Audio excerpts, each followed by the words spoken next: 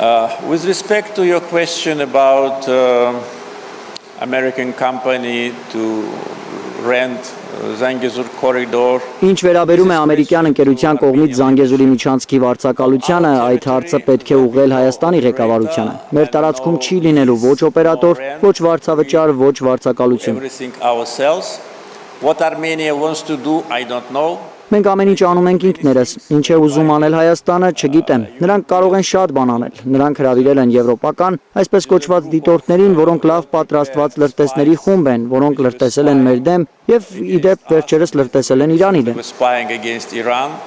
during this recent Israeli-Iranian. Իսրայելա-իրանական վերջին առճակատման ժամանակ նրանք շրջում էին Իրանի սահմանի երկայնքով, նրանք սիրում են մեզ նայել հեռադիտակով։ Մենք նույնն ենք անում։ They like to look at us in these binoculars, so we do the same. Վաղը կարող են հրավիրել, չգիտեմ ում կարող են հրավիրել, նրանք կարող են հրավիրել ցանկացած մեկին։ Մեզ համար կարևոր է, ես եւս մեկ անգամ ասել եմ Աբու Դաբիի իմ գործընկերոջը, որ մենք ունենանք անարգել եւ անվտանգ մուտք Ադրբեջանից Ադրբեջան։